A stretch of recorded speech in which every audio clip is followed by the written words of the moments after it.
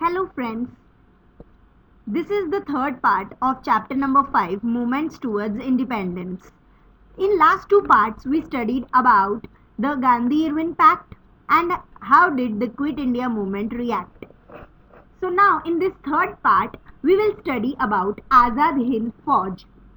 For studying Azad Hind Fauj, we need to understand about Subhash Chandra Bose. Subhash Chandra Bose was born in Cuttack in Orissa state. वो Cuttack Odisha state में born हुए थे 23 जनवरी 1897। उनके जो father थे Rai Bahadur जयनिकांत Nath Bose was government lawyer. उनके father एक government lawyer थे और ब्रिटिश जुडिशरी में सर्व करते थे। उनकी जो मदर थी उनका नाम था पार्वती देवी जो एक फिलैंथ्रोपिस्ट थी। साथ ही साथ में ऐसा कहा जाता था कि जो प्रिडिक्शन था that Bengali lad will become senior servant of Britishers, यानी कि जो उनके बच्चा है यानी कि सुभाष चंद्र बोस जी हैं वो एक ब्रिटिश सर्वेंट ही बनेंगे, यानी ब्रिटिश को ही सर्व करेंगे। But he went on to become a staunch freedom fighter against British empire. इनके लिए जो कहा गया था उससे उल्टा हुआ। भले कहा गया था कि वो ब्रिटिश सर्वेंट बनेंगे लेकिन उन्होंने प्रूव किया कि वो एक इंडियन फ्रीडम फाइटर थे और उन्होंने साबित भी किया हमारे हिस्ट्री के अंदर कि कितने अच्छा कंट्रीब्यूशन उन्होंने दिया है। आफ्टर पासिंग एग्जामिनेशन उन्होंने अच्छी स्कूलिंग अच्छी कॉलेज से किया। उन्होंने आईसीएस एग्जाम दी थी और उसमें वो 4th नंबर भी आए और साथ ही साथ उसके बाद वो इंग्लैंड भी गए थे पढ़ने के लिए फर्दर स्टडीज और वापस कलकत्ता लौट आए। जैसे ही वो कलकत्ता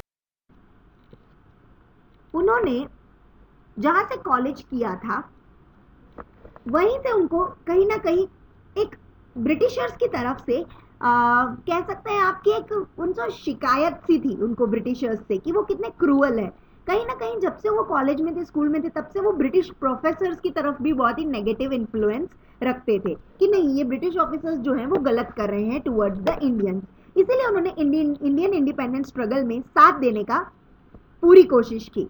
ये became an active member. Indian national assembly थी उसके बहुत ही एक्टिव मेंबर बने थे वो। उन्होंने स्वराज्य पार्टी भी ज्वाइन की। 1923 में उन्होंने स्वराज्य पार्टी ज्वाइन की जो हमने चैप्टर 4 में देखा था, जो कि मोतीलाल नेहरू और चित्तरंजन दास की मदद से बनाई गई थी।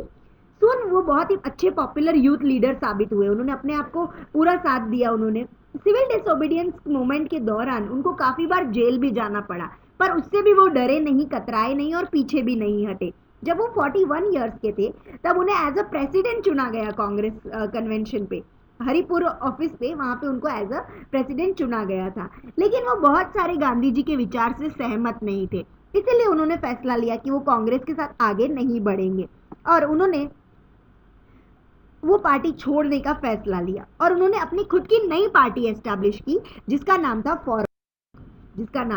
Forward block. जैसे उन्होंने कांग्रेस छोड़ा क्योंकि गांधी जी के साथ उनकी बनती नहीं थी तो उन्होंने अपनी खुद की पार्टी भी एस्टैब्लिश की धीरे धीरे, ताकि वो ब्रिटिश गवर्नमेंट को और अच्छे से जान सके और अच्छे से पहचान सके। इसीलिए उन्होंने ट्रैवलिंग स्टार्ट किया। हर रीजन ऑफ इंडिया के अंदर वो ट्रैवल किया उन्होंने ताकि वो समझ सके कि एग्जैक्टली ब्रिटिश करना क्या चाहते हैं। उन्होंने डिफेंस यानी कि डिफेंस कोड के चलते, इंडियन डिफेंस कोड जो उस वक्त में चल रहा था उसके खिलाफ उन्होंने कुछ एक्शंस लिए थे जिनकी वजह से ब्रिटिश ने उनको गिल्टी ठहराकर जेल में इम्प्रिजन कर दिया था। उनके इम्प्रिजनमेंट के वक्त उनके ऊपर बहुत टॉर्चर किया जाता था, उनको बहुत बुरी तरीके से ट्रीट किया जाता था। उनको इतना हद तक का किया गया था, वो उन्हीं के जहाँ पे वो रहते थे वहीं पे उनको इम्प्रिजन किया गया और साथ ही साथ में उनकी हालत दिन ब दिन और ख़राब होती गई। क्यों? क्योंकि उन्होंने फैसला लिया था कि वो फास्टिंग करेंगे ऑन टू द डेथ, यानी जब तक डेथ नहीं होगी तब तक वो क्या करेंगे, फास्टिंग करेंगे। फिर बाद में उनको ट्रैवल किया उन्होंने थोड़े समय के बाद पठान फ्रॉम कलकत्ता से पेशवार, काबुल, ईरान, रशिया, सब जगह पे वो बर्लिन, जर्मनी, सब जगह वो ट्रैवल कर गए। Indians living in Germany gave him warm welcome. जो भी लोग रहते थे वहाँ पे सभी लोगों ने उनका स्वागत किया, किसी ने भी उनको डिसरिस्पेक्ट नहीं किया। कोई भी कंट्री में गए सब जगह उनको क्या मिला, प्रोत्साहन मिला। जब वो इम्प्रिजन थे यानी जेल में थे तब वो यही सोचते रहते थे कि मैं किस तरीके से इधर पहुंचूंगा, कैसे मैं इस तरह से ट्रैवलिंग करूंगा। उसने हर जरिया अपनाया, हर तरीका अपनाया ताकि वो उनके चंगलों से बाहर निकल सके और वो सक्सेसफुल भी हुए। जब वो जर्मनी गए वहां पे वो हिटलर से मिले और उन्होंने हिटलर से भी जानने की कोशिश की कि एग्जैक्टली जो ब्रिटिश एम्पायर है वो इंडिपेंडेंस कैसे हम उनसे ले सकते हैं। और जर्मनी में उनका साथ भी दिया हिटलर ने, उन्हें काफ़ी चीज़ें समझाई और उन्होंने भी समझी। रोम एंड पेरिस भी गए थे, वहाँ पे भी उन्होंने मिलिट्री एस्टैब्लिश करने की कोशिश की। वहाँ उन्हें रास बिहारी बोस मिले थोड़े समय में, जो खुद एक रिवॉल्यूशनरी थे, जापान से बिलोंग करते थे। जापान में उन्होंने क्या किया था रास बिहारी बोस ने, जितने भी इंडियन ऑर्गेनाइजेशन जो जापान के अंदर चल रही थी उन सभी को एक किया। साथ ही साथ में जितने इंडियन रिवॉल्यूशनरी लीडर्स थे जो इंडिया से आए हुए थे उन सबको एक किया और उन सबको एक ऑर्गेनाइजेशन में ट्रांसफर कर दिया। जो अलग अलग लड़ रहे थे उन सबको एक में करने की कोशिश की। बहुत सारे तो जो अरेस्टेड इंडियंस थे जो कि जेल में थे, जैसे Mohan Singh, a war prisoner, war के वक्त में उनको जेल में डाल दिया गया था जापान की जेल में, तो उनको भी वहां से निकाला। इस तरीके से सबको एक इकट्ठा करके जापान, सुमात्रा, जावा, हांगकांग, बर्नियो, अंडमान, बर्मा, सब जगह से 100 इंडियन डेलीगेट्स इकट्ठा किया और ऑर्गेनाइजेशन उन्होंने चालू की।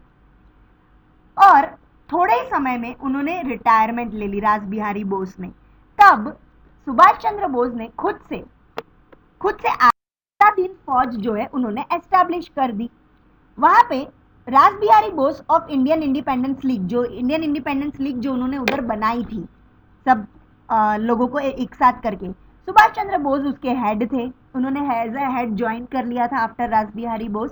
जापान में उन्होंने बहुत ज़्यादा अच्छा समय बिताया और इंडियन फ्रीडम की स्ट्रगल के लिए बहुत अच्छी तैयारी करने का मौका मिला, ताकि जापानीज ने कहा कि हम आपकी मदद करेंगे, आपको पैसों में और इंडियन को वापस उनकी जगह, उनके प्रोविंसेस हक से दिलवाने में आपकी पूरी पूरी मदद करें। फौज जो है वो पूरी तरह एस्टैब्लिश करेंगे। जापानीज ने पूरी मदद की, सभी असिस्टेंस दिया। जुलाई 2 1943 में सुभाष चंद्र बोस सिंगापुर गए वहां से, जापान से। वहां पे उनको president of Indian independence league भी डिक्लेयर किया गया।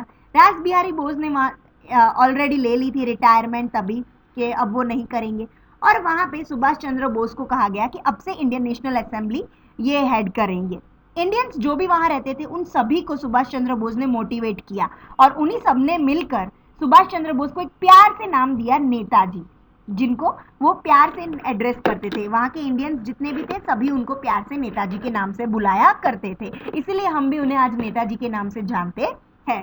शायद हम में से बहुत कम लोग होंगे ऐसे जो सुभाष चंद्र बोस कहते होंगे, ज़्यादातर लोग उन्हें नेताजी के नाम से ही पहचानते थे। विद ड्यू रिस्पेक्ट उनको ये नाम दिया गया था, टाइटल दिया गया था। उनकी स्पीचेस और रेडियोस की मदद से वो लोगों को इकट्ठा करते थे, लोगों को मोटिवेट करते थे। स्लोगन्स लाइक चलो दिल्ली, तुम मुझे खून दो मैं तुम्हें आज़ादी दूंगा, जैसे बड़े बड़े स्लोगन्स उन्होंने एस्टैब्लिश किए थे, ताकि वो क्या कर सके, लोगों को कन्विंस कर सके कि इंडिया जो है वो बहुत ही ज़्यादा चंगुलों में फंस चुका है, उसे अब इंडिपेंडेंस दिलाने का पूरा पूरा अधिकार हमारा है और हम उस अधिकार को यूज़ करके क्या करेंगे, इंडिपेंडेंस हासिल करेंगे। जितने भी इंडियंस जो साउथ ईस्ट एशिया में रहते थे सबने इस स्ट्रगल में अपनी जान देना सेक्रीफाइस किया और पूरा साथ दिया इंडिपेंडेंस को हासिल करने। सुभाष चंद्र बोस ने आजाद हिंद फौज यानी कि पूरी आर्मी तो एस्टैब्लिश की थी। ऐसा कहा जाता है कि ये आर्मी ना होती तो शायद हमारे लिए बहुत डिफिकल्ट हो जाता मिलिट्री पावर को इतना अच्छे से एस्टैब्लिश करना। ये तो सुभाष चंद्र बोस जी थे जिन्होंने इतने अच्छे से आर्मी को लीड किया और आगे बढ़ाया। सुभाष चंद्र बोस ने ही ये सारा मिलिट्री इक्विपमेंट में पूरी मदद जापान ने हमारी की थी। जापान ने एक भी बार पीछे नहीं हटे और उन्होंने पूरा असिस्टेंस हमें प्रोवाइड किया और ये फौज को आगे बढ़ाने में हमारी मदद की। सुभाष चंद्र बोस जो थे उन्होंने प्रोविंशियल गवर्नमेंट तक तैयार कर ली थी कि अगर हमारी इंडिया को इंडिपेंडेंस मिल जाता है तो हम क्या करेंगे, किस तरीके से फंक्शन करेंगे। तो उसके क्राइटेरियाज उसके प्राइम मिनिस्टर की तरह एज अ फंक्शन करने के बारे में भी पूरा प्लान तैयार कर लिया था।